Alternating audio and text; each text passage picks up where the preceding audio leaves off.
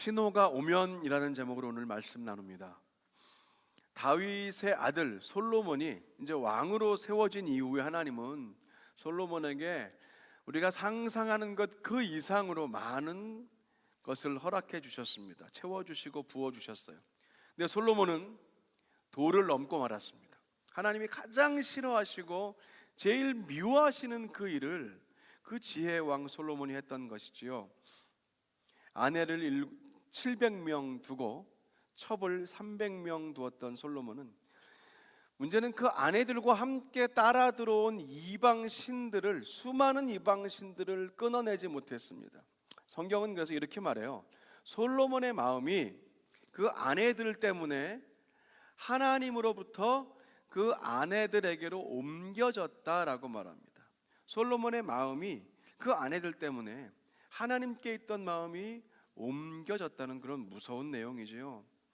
솔로몬은 아내들의 부탁에 못 이겨서 하나하나 그들의 신을 위한 산당을 만들어주고 그리고 신들을 만들어 세워줍니다. 결국 하나님의 진노는 이 솔로몬 왕국이 그 다음 세대에는 둘로 갈라지는 그런 일이 되지요.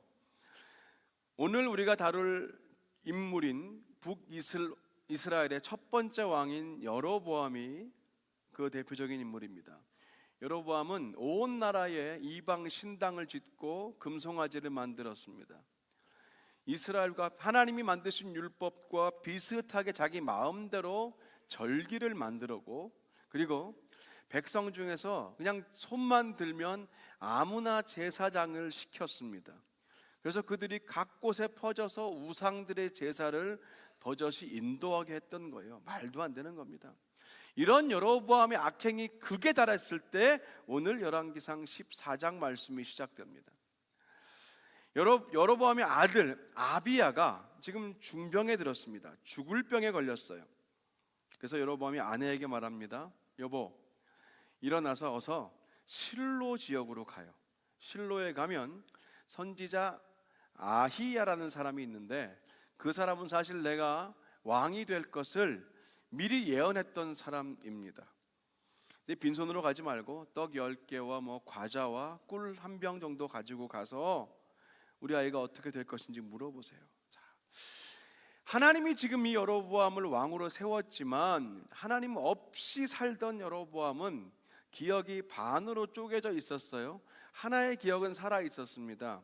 선지자 아히야가 나를 왕으로 세워주었다. 그런데 그 나머지 반쪽, 아히야가 자기한테 강하게 경고했던 것, 왕이 되면 절대로 이것은 하지 말아라. 하나님 말씀에 순종해야지 불순종하면 안 됩니다. 하나님의 길을 행하고 합당한 일을 하셔서 다윗과 같이 하나님 마음에 합한 그런 사람이 되십시오. 그러면 하나님께서 왕의 집과 나라를 견고하게 해주실 겁니다. 그렇게 했던 아히야의 예언은 까마득하게 잊고 외면하고 살았던 사람이 여로보암입니다. 아무 거리낌 없이 온갖 악행을 저질렀어요. 자기를 위해서 신들을 만들고 우상을 부어서 하나님을 노엽게 하고 하나님을 자신의 등 뒤로 보내버렸습니다. 하나님은 그래서 보이지도 않고 자신의 앞길에 아무 상관없는 존재가 되었어요. 하나님을 등 뒤로 보냈습니다. 그런데 그렇게 마음대로 살다가 이제 오늘 자신의 사랑하는 아들이 죽을 병에 걸리니까 그제서야 저 멀리 실로에 살고 있는 선지자 아히야가 생각이 났던 겁니다. 하나님은 이 여로보암의 아내가 아히야에게 도착하기 전에 미리 아히야에게 말씀하셨어요. 이제 조금 있으면 여로보암의 아내가 올 텐데 이렇게 말을 해라 하면서 할 말을 그 입에 넣어 주셨습니다. 내용은 이런 것이었습니다. 오자마자 말해요. 여로보암의 아내요, 어서 오십시오. 그런데 왜 다른 사람인 척하고 변장하고 들어오십니까? 그냥 그대로 돌아가셔서 당신의 여로보암에게 하나님의 말씀을 전하십시오. 내가 너를 그 자리에 세워주었거늘 그렇게 마음대로 우상을 섬기면서 나를 버렸으니 너희 집에 있는 모든 남자들이 다 죽을 것이고 너에게 속한 모든 사람들도 다 죽을 것이다. 그러면서 아히야가 말합니다. 당신이 다시 돌아가서 그 성으로 들어가는 순간 당신의 아들은 죽게 될 것입니다. 이 이야기거든요. 오늘 우리는 이 단편적인 사건과 장면 속에서 우리의 모습, 나의 모습을 좀 비춰보고 싶은 거예요. 우리의 신앙과 또 내가 하나님과의 교제하고 우리가 하나님을 알아가고 그리스도인으로 살아가는 이 길을 오늘 이 말씀에 좀 비춰보고 싶습니다. 얼마 전까지 살았던 그 콜로라도는요, 참 날씨가 정말 변화무쌍했습니다. 특히 여름철에 한낮의 기온은 105도, 110도 쫙 올라가다가 5시, 6시 오후가 되면은요, 정말 어디서 숨어있다 나왔는지 갑자기 낮은 먹구름이 확 낍니다. 그리고는 저쪽에서 번개가 치고 천둥이 치는데 진짜로 집을 흔들 정도로 천둥이 세게 쳐요. 그리고는 한 10분, 15분 딱 그 정도 길이만 엄청난 소나기가 퍼붓습니다. 그리고는 순식간에 날이 개는 거예요. 또 환해지는 거예요. 거짓말 같겠지만 진짜로 여름철에는 일주일에 한 2, 3일이 그런 날씨였거든요. 저희 두 아이들이 오렌지 카운티에서 태어나서 초등학교 때까지 쭉 자랐기 때문에 여기서 살 때는 천둥 번개를 거의 못 보고 자랐습니다. 기껏해야 매일 밤 9시 반부터 저 멀리서 쿵쿵쿵 울리는 디즈니랜드의 불꽃놀이의 울림 정도가 그들이 느끼는 천둥의 어떤 느낌이라고나 할까요? 그러다가 콜로라도에 처음으로 가니까 그 번개와 천둥의 위험을 직접 느끼면서 조금 지나니까 학교에서 배운 대로 번개가 번쩍하고 치면 이제 카운팅을 시작하죠. 1초, 2초, 3초. 그래서 우르릉 천둥 치면 그러면 번개가 어느 정도 뭐 몇 마일 밖에서 쳤겠네 하고 그렇게 그냥 재미삼아 놀았던 그런 기억도 납니다. 번개라는 신호가 오면 반드시 천둥이 따라옵니다. 우리가 살면서 이 신호에 대한 메시지를 참 가깝게 살고 있어요. 배고파도 신호가 오고, 볼 일이 급해도 신호가 오고, 아프기 전에도 신호가 와요. 저는 평생 목을 주로 많이 쓰다 보니까요, 몸이 좀 피곤하거나 몸에 무리가 오거나 아니면 감기가 올라치면 항상 목부터 이 신호가 옵니다. 우리가 살면서 다양한 신호를 받고 산다고 전 생각합니다. 그 신호를 뭐 조짐이라고 부르던 징조, 사인, 낌새라고 부르던 뭐라고 부르던 간에 우리에게는 이 신호라는 것이 어색한 개념은 아니죠. 신호가 온다, 신호가 온다는 말. 근데 이게 우리의 신앙생활에도 그대로 연결될 수 있다는 겁니다. 저는 신앙생활이 무엇인가를 정의 내리는 걸 참 좋아하는데요, 오늘 우리 말씀으로 다룰 이 컨텐츠의 핵심인 키워드 신호를 가지고 우리 신앙생활을 이렇게 한번 정리해 볼 수 있을 것 같아요. 우리 신앙생활은 다양한 인생의 신호들 중에서 하나님으로부터 오는 신호를 잘 분별해내고 그 신호의 목적과 의도를 분명하게 깨닫는 것입니다. 그래서 그에 따라서 바른 대책을 세우고 바른 방향을 정한 후에 그렇게 하나님이 기뻐하시는 길로 행하는 것, 그것이 우리의 신앙생활, 이 신호를 매개체로 풀어본 우리의 또 신앙생활의 정의가 되겠지요.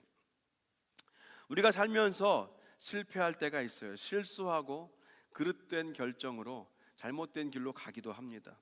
그렇게 하나님의 뜻과 어긋나게 살 때가 있는데 보통 그 이유는 하나님의 신호를 제때에 분별하지 못한 것도 있겠고, 또 신호가 왔지만 깨달았지만 그 깨달음으로만 멈추었지 결단까지 삶으로 이어지지 못하기 때문에 때로는 우리 삶에 크고 작은 아픔들과 고난이 온다고 생각해요. 물론 전부 그런 것은 아니지만 개인적으로 여러분들이 다 아마 이렇게 이 말씀을 들을 때 떠오르는 장면이 있을지도 모르겠어요. 오늘 이 본문에 등장하는 여로보암 왕도요, 지금 신호를 받았단 말이죠. 정확하게 받았어요. 사랑하는 아들이 죽을 병에 걸렸습니다. 그런데 그는 이 신호를 제대로 제때에 읽어내지 못해서 궤도 수정에 실패한 사람입니다. 결국 그의 인생과 가정과 왕권은 비참한 종말을 맞이하게 되죠. 오늘 우리는요, 이 여로보암의 이야기, 특별히 오늘 본문에 나온 그 장면 딱 한 컷인데 그 장면을 통해서 우리가 어떻게 우리 삶 속에 다양하게 오는 그 하나님의 신호를 분별할 것인가, 그리고 그 신호가 우리의 삶의 바른 궤도의 수정과 우리를 하나님이 기뻐하시는 그 신앙의 자리로 만들게 될 것인가, 신호를 분별하는 방법을 오늘 성경 안에서 두 가지 영적 원리를 좀 발견해 볼 수 있다고 생각해요. 첫 번째, 신호가 오면 결과보다 이유를 물어봐야 합니다. 오늘 여로보암은요, 아내에게 말했어요. 선지자 아이에게로 가서 우리 아이가 죽을지 살지 좀 물어보고 오시오. 그렇게 그걸 그냥 결과를 듣고 싶어서 아내를 변장해서 보냈단 말입니다. 그냥 죽을지 살지만 알면 된다는 거예요. 이게 말이 안 되죠. 여로보암은 결과가 아니라 이유를 물었어야 해요. 왜 하나님이 우리 가정에, 왜 나에게 하나님이 지금 이 아픔과 고통과 이 일을 허락하셨는가?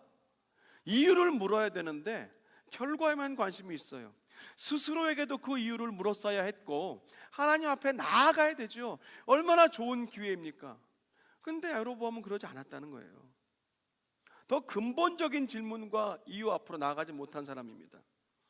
이 여로보암 때보다 200년 정도가 지난 때에 살았던 선지자 예레미야, 그 예레미야가 이스라엘 민족의 패망과 멸망 앞에서, 예루살렘 성의 몰락 앞에서 안타까운 마음으로 쓴 시가 예레미야 애가서입니다. 예루살렘을 포위하고 있는 수많은 적들의 위협과 수시로 포로로 끌려가고 있는 동족들, 그들의 고난 앞에서 슬픔의 노래 애가를 적습니다. 특히 예레미야 애가 3장에는 조금 다소 과격하다 싶은 그런 표현을 써가면서 자신이 지금 얼마나 괴롭고 힘든지를 이렇게 표현을 합니다. 여호와의 분노의 매로 내가 지금 고난을 당합니다. 내 살과 가죽은 다 찢겼고 내 뼈들은 다 부러졌습니다. 나는 어둠 속에 오래 방치되어 있는 죽은 지 오래된 시체 같습니다. 주님이 큰 돌로 내 길을 막으셨으니 돌아갈 수밖에 없고, 주님이 마치 엎드려 숨어있는 곰과 사자처럼 나를 상하게 하십니다. 나를 마치 화살의 관역으로 삼아서 나를 향해 주님이 활을 당기시는 것 같습니다. 돌을 들어서 내 이빨을 다 주님이 부수고 계시는 것 같습니다. 그 정도로 과격할 정도로 예레미야의 마음에 그 심경을 표현했습니다. 지금 예레미야는 민족의 아픔과 그 고난을 보면서 하나님의 뜻을 구하고 지금 이 민족의 고난의 이유를 계속해서 물으면서 그렇게 아픔을 토로한 거예요. 엉뚱한 곳을 찾지 않고 엄한 사람에게 자신의 감정을 쏟아붓지 않았어요. 아픔과 고통 중에 포기하거나 낙심한 채로 있는 것이 아니라 그 상황을 자신의 마음 깊숙이 품고 묵상하면서 이 고난들을 다룬 사람이 예레미야입니다. 전 그래서 예레미야 애가 3장이 너무너무 저에게는 참 제가 아주 사랑하는 그런 말씀이기도 하고 또 인생과 또 신앙의 중요한 기준이 되는 그런 장입니다. 예레미야 애가 3장, 여러분 나중에 시간 돼서 꼭 읽어보십시오. 특별히 예레미야 3장 21절부터는 완전히 극적 반전이 시작되거든요. 그 앞에 그런 내용들이었어요. 조약돌로 주님이 내 일을 다 부수는 것 같습니다. 그런데 갑자기 톤이 확 바뀝니다. 21절부터 이렇게 말해요. 이것을, 이 모든 아픔과 고통과 괴로움, 도저히 알 수 없는 이 모든 나의 이 상황을 내가 내 마음에, 내 중심에 담아두었더니, 그러니까 그것이 오히려 나에게 소망이 되었습니다. 고난이 소망이 됐습니다. 왜냐하면 하나님의 인자하심과 긍휼하심이 무궁하시기 때문에 우리가 진멸되지 않을 것이고, 그 하나님의 인자와 긍휼하심이 아침마다 새로우시기 때문에 그분의 성실하심은 여전히 크시다는 것을 이 예레미야는 자기 마음에 있는 이 큰 고통을 마음 안으로 깊이 들어갔을 때 그 자신의 중심 안에서 이 하나님의 인자와 긍휼을 발견하면서 그의 고백이 완전히 반전되기 시작했던 겁니다. 고난이 오히려 소망이 되었다는 거예요. 아픔과 고난이 오히려 소망이 될 수 있는 이유는 여호와의 인자하심과 긍휼하심이 무궁하시기 때문이라는 겁니다. 그래서 하나님의 자녀들, 하나님의 백성, 하나님의 교회, 하나님이 세우신 가정은 결코 망하지 않는다는 이 말씀의 진리를 오늘도 우리에게 예레미야가 3장은 말해주고 있는 겁니다. 그러면서 예레미야가 3장의 핵심 구절인 이 32절과 33절은 이렇게 말합니다. 함께 읽어볼까요? 그가 비록 근심하게 하시나 그의 풍부한 인자하심에 따라 긍휼히 여기실 것임이라. 주께서 인생으로 고생하게 하시며 근심하게 하심은 본심이 아니시로다. 아멘. 전 참 마지막 33절을 좋아합니다. 외우기도 쉬워요. 예레미야가 3장 33절. 주께서 인생으로 고생하며 근심하게 하심은 본심이 아니시로다. 예레미야는요, 하나님의 본심을 발견하고 그때부터 회복과 위로가 시작됐던 거예요. 예레미야는 지금 이 고난과 어려움 앞에서 결과에만 집중하면서, 그래서 하나님 앞으로 어떻게 될 겁니까? 이렇게 묻지 않고 그 이유에 집중했어요. 하나님, 왜 우리가 이 고난 중에 있어야 합니까? 하나님의 의도는 무엇입니까? 하나님의 뜻은 무엇입니까? 하나님, 이 아픔을 주신 하나님의 목적은 무엇입니까?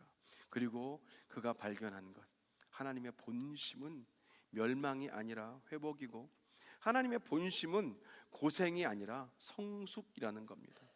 하나님의 본심은요, 우리가 고생하고 그냥 그렇게 힘들어하는 거 보시면서 쌤통이다, 그러게 진작 말 좀 듣지 그랬냐라고 그렇게 우리를 지켜보시는 분이 아니라, 하나님의 본심은 우리가 그 시간들을 통하여 더 성숙하여짐으로 하나님 앞에 가까이 나아가는 것이 하나님의 본심이라는 것을 예레미야가 깨달은 거예요. 근데 200년 전에 살았던 이 여로보암은 자신의 아들의 중병 앞에서 지금 아들이 살지 죽을지를 궁금해하는 그것으로 자신의 삶의 방향을 정하면 안 되는 것이었어요. 하나님의 뜻을 그제서라도, 그때라도 물었어야 했습니다. 근데 오늘도 우리의 삶에는요, 예고 없이 찾아오는 많은 신호들이 있지 않습니까? 우리는 신호를 받으며 살아요. 그게 고난일 수도 있고 행복일 수도 있습니다. 실패일 수도 있고 성공일 수도 있어요. 다운그레이드일 수도 있고 업그레이드일 수도 있습니다. 그 모든 신호들을 만날 때 우리는 하나님 앞에 나아가야 되는 거죠. 그리고 하나님께 결과가 아니라 지금 이 시간, 이 아픔의 이유를 겸손히 여쭤봐야 됩니다. 그리고 들어야 됩니다. 깨닫고 순종하는 것이죠. 이것이 우리가 오늘 여로보암의 길로 행하지 않는 첫 번째 메시지고요. 두 번째는 신호가 오면 변장이 아니라 변화를 선택해야 한다는 것입니다. 굉장히 중요한 부분이에요. 신호가 오면 변장이 아니라 변화를 선택해야 됩니다. 오늘 왜 여로보암이 자신의 아내를 변장시켜서 아히야에게 보냈을까요? 왕의 아내라고 밝히지 않고 하나님의 선지자를 만나러 온 그냥 한 여인인 것처럼 그렇게 변장시켰을까요? 먼저는 자존심일 수도 있겠죠. 자존심. 지금 온 나라가 하나님이 세우지 않은 다른 절기들을 지키고 있고, 아무나 제사장으로 세워서 제사를 집례하게 하고 이스라엘의 종교적인 정통성을 지금 다 바꾸고 있는 중에 정통성을 가진 선지자 아히야를 찾아가서 무언가 묻는다는 게, 그래서 자신의 정체가 드러나는 게 자존심이 상한 일일 수 있어요. 그리고 또 하나는 좋게 보았을 때 양심의 일말의 가책이 있지 않았을까 생각할 수도 있습니다. 이 여로보암에게 아히야가 누굽니까? 여로보암 자신이 솔로몬 성전을 건축하는 공사 현장의 관리자로, 그 감독으로 있을 때 이 아히야가 찾아와서 네가 앞으로 이스라엘 12지파 중에서 10지파를 다스리는 왕이 될 거라고 예언을 했거든요.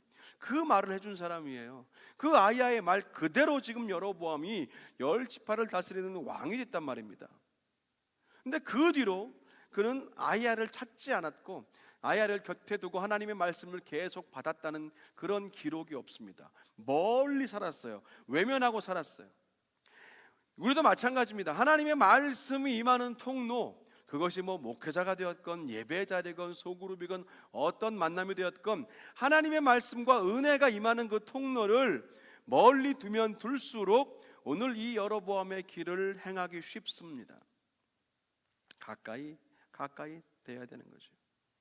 아이야가 그렇게 신신당부한 다윗의 길로 행하십시오라는 말을 상관하지 않고 살았습니다. 그러다가 지금 자식의 중병이라는 높은 장벽을 만났을 때 그 아이야를 기억해내긴 했지만 직접 찾아갈 용기가 없어서 그냥 아내를 변장시켜서 보내기에 급급했습니다. 자, 신호가 왔는데 변장을 먼저 하고 있는 거예요. 변장이 뭡니까? 가면을 쓰는 것이죠. 내 진짜 표정을 들키지 않는 겁니다. 아닌 척 감추는 겁니다. 연기를 하는 겁니다. 하지만 그의 변장은 완전히 실패했습니다. 하나님은 이미 다 아셨고 아내가 들어오자마자 그 여인이 여로보암의 안에 있는 것을 바로 말씀하셨기 때문에 그렇습니다. 하나님은요, 변장이 아니라 변화를 원하십니다. 시대가 지날수록, 신앙생활 오래 할수록 우리는 변장의 명수들이 되어갑니다. 목회자들이 어쩌면 가장 변장에 능한 사람일 수 있습니다. 근데 오늘 성경은 우리에게 변장이 아니라 변화를 택하라고 말해요. 구약 성경 안에 이 변장이 몇 번 나오는데요, 전부 다 왕에 대한 부분이에요. 사울 왕은 블레셋 공격받을 때 두려워해서 아닌 척 변장을 하고 엔돌에 있는 무당을 찾아가서 점을 봐요. 아합 왕도 그 미가야 선지자의 부정적인 예언을 듣고 전쟁에 참여하긴 했지만 불안한 마음 때문에 왕의 옷을 벗고 평민의 옷으로 변장을 했습니다. 요시야 왕도 애굽 왕 느고를 통한 하나님의 말씀을 듣지 않고 변장해서 싸우러 가다가 화를 맞고 죽습니다. 그리고 오늘 이 여로보암 왕의 아내 변장 사건까지 성경에 나오는 대부분의 변장은요, 부정적인 결과를 가져왔습니다. 하나님 말씀을 듣지 않고 선택했던 구약의 그 모든 사건들의 결과는 실패와 죽음으로 이어진 것을 성경이 우리에게 증언하는 거예요. 혹시 지금 이 자리에 계신 여러분 중에서 요즘, 최근, 오늘 아니면 지금 하나님으로부터 어떤 회복의 신호가 왔는데 하나님이 원하시는 변화를 선택하지 않고 변장하느라 바쁘신 분은 안 계십니까? 하나님은 오늘도 여전히 우리들에게 회복하라, 돌아서라, 다시 조금 더 가까이 친밀하게 더 가까이 다양한 종류의 신호를 보내셔요. 왜냐하면 하나님이 우리를 이 땅에 지으신 목적이 뭡니까? 우리와 친밀하게 교제하고 싶어서 지으셨어요. 그래서 하나님은 이 예배를 너무너무 기뻐하시는 거예요. 공식적으로 우리가 시간과 또 우리의 삶의 일부를 하나님께 온전히 헌신하여 드리는 이 예배자를 하나님이 기뻐할 수밖에 없는 거잖아요. 우리가 살면서 만나는 그 어떤 신호가 오든지요, 그것이 이거는 하나님이 주신 것 같다, 본인은 느낄 때가 있잖아요.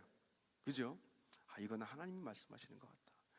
그때 다시 또 변장하려고 변장 도구를 두리번거리며 찾는 것이 아니라 진정한 변화를 위하여 하나님 앞으로 나아가시는 그런 저와 여러분 되시기를 주님의 이름으로 간절히 축원합니다. 예전에 다윗은요, 밧세바를 취하려고 밧세바의 남편 우리아를 살해했습니다. 죽였어요. 그때 선지자 나단을 통해서 하나님은 강력한 신호를 주셨어요. 정확한 신호를 주셨어요. 회개하고 돌아올 것을, 변화되고 회복될 것을 말씀하셨습니다. 다윗은 그 신호를 받자마자 어떻게 했습니까? 곧바로 엎드려 회개합니다. 주여, 정직한 영을 내 안에 회복시켜 주시고 내 마음을 새롭게, 내 삶을 새롭게 하소서 간절히 기도한 이후에 단 한 번도 다윗은 그와 같은 죄를 저지른 적이 없다는 거죠. 철저하게 신호가 왔을 때 변장이 아니라 변화를 선택한 다윗, 그의 삶이 증거하고 있는 겁니다. 여기서 우리는 예수님을 생각합니다. 십자가를 생각합니다. 우리는요, 내가 분명히 저지른 일인데도 어떻게 하면 책임을 면할까? 내가 분명히 한 말이고 내가 분명히 한 결정인데도 어떻게 하면 책임을 면해볼까 하면서 고민하고 연구하며 살아요. 변장도 하고 아내를, 남편을 대신 상징적인 의미로 그렇게 보내기도 합니다. 근데 예수님은 본인이 저지른 죄가 아니라 아예 죄가 없으신 분이 저와 여러분의 죄를 다 대속하시려고 하나님의 그 엄중한 진노를 십자가 위에서 다 받아내신 분입니다. 죄로 인해 죽어야 될 사람은 저와 여러분인데 대신 죽으신 분이 예수님입니다. 우리는 내가 저지르는 것도 면피하려고 애쓰는데 예수님은 우리 죄를 위해서 대신 죽으신 거예요. 만약에 하나님이 십자가 말고 다른 어떤 구원의 대안이 있으셨다면 예수님을 십자가에 그렇게 매어 달리게 내어두지 않으셨을지 모르겠습니다. 예수님도 그렇죠. 우리의 죄를 대속하실 다른 플랜 B가 있었다면 십자가를 지지 않으셨을 수도 있습니다. 그런데요, 사랑은 책임지는 거예요. 책임지되 끝까지 책임지는 것이 사랑입니다. 사랑하면 할수록 더 많이 책임집니다. 책임진다는 게 뭡니까? 내 안으로 품어준다는 거예요. 내가 대신 맞아주고 내가 대신 감당해주는 게 책임지는 겁니다. 내가 책임질게, 괜찮아 해. 그러면 그 한 일에 대해서 본인이 책임지잖아요. 근데 사랑이 책임짐과 연결돼 있어요. 하나님이 우리를 만드시면서 창조하시고 이 땅에 보내시면서 책임지기 원하셨어요. 그래서 그 사랑으로 예수님의 십자가를 우리에게 허락하신 겁니다. 근데 때로 우리는요, 이 머리로는, 마음으로는, 신앙적인 지식으로는 변화가 필요하다는 거 알아요. 이 땅에 사는 동안 90, 100, 110세를 살아도 여전히 우리는 하나님 말씀 안에서 날마다 새롭게 변화되어야 한다는 것을 알아요. 알지만 우리의 마음과 삶, 우리의 걸음과 우리의 손은 그 변화의 자리로 나아가기를 싫어할 때가 많습니다. 거부할 때가 많아요. 그래서 바울이 했던 말, 마음에는 원이로되 육신이 약하다. 내 속으로는 하나님 법을 즐거워하긴 하지만 사실은 내 지체 속에서 다른 한 법이 그 마음의 법과 늘 싸워서 결국 나를 죄의 법으로 사로잡아가는 것을 보는도다라고 그렇게 바울이 고백할 때 우리도 거기에 많이 공감을 하는 거 아니겠습니까? 하지만 그럼에도 불구하고 오늘 우리는요, 오늘 이 시간 주신 이 말씀을 통해서 하나님이 요즘, 지금, 그리고 오늘 우리에게, 저와 여러분에게 보내고 계시는 우리의 믿음의 변화, 신앙의 성숙을 위한, 하나님을 더 닮아가고 예수 그리스도의 십자가 앞으로 더 나아가기 위한 그 수많은 신호들을 분별하기로 결단해야 하는 것입니다. 그게 오늘 우리가 모인 이유입니다. 하나님을 예배하고 하나님의 말씀을 받을 때 이 결단의 자리까지 나아가야 되는 거예요. 그리고 무엇보다 이런 분별의 삶을 살기 위해서 제일 필요한 것은 성령 충만입니다. 성령 충만은 여러 가지 정의가 있지만 오늘 이 말씀 안에서 정의를 내려보자면 성령 충만은 예민함입니다. 예민함이에요. 은혜 안에 사는 사람은 민감하게 사는 사람입니다. 자주 말씀드리지만 다른 사람의 죄, 다른 사람의 점과 티에 민감하고 예민한 게 아니라 하나님 앞에서의 나의 모습에 점점 더 예민하고 민감해지는 것이 성령 충만의 증거예요. 그래서 성령 충만한 사람은 지적하느라 바쁘지 않아요. 전화해서 누구 욕하느라 급하지 않아요. 하나님 앞에 겸손히 내가 또 부끄러운 일을, 또 부끄러운 마음과 생각과 말을 했습니다. 하나님, 이런 나를 용서해 주시고 이런 날 위해 십자가 지신 예수님, 오늘도 그 은혜에 감사합니다. 이렇게 사는 사람이 성령 충만이에요. 성령 충만은 밖으로 드러나는 것으로 결정되지 않습니다. 하나님과 나와의 관계 안에서의 예민함, 그 세심함이 성령 충만이거든요. 이렇게 하나님과 나와 관계에 대해서 예민하고 민감한 사람이 변화할 수 있습니다.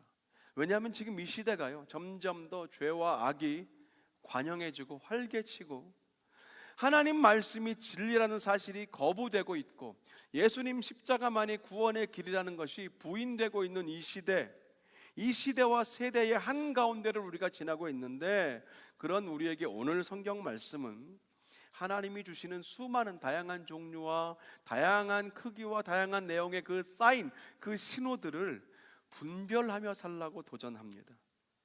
이렇게 공적인 예배와 말씀과 기도의 자리든지 아니면 섬김과 봉사와 사역의 현장, 소그룹의 자리든지 아니면 개인과 가정과 일터 삶의 현장이든지 여러분 하나님으로부터 신호가 온다고 느껴지신다면, 그리고 거기에 대해서 확신이 드신다면 오늘 두 가지 결과보다 이유를 주 앞에 나와 물으시기 바라고요. 그리고 변장이 아닌 변화를 선택하시기 바랍니다.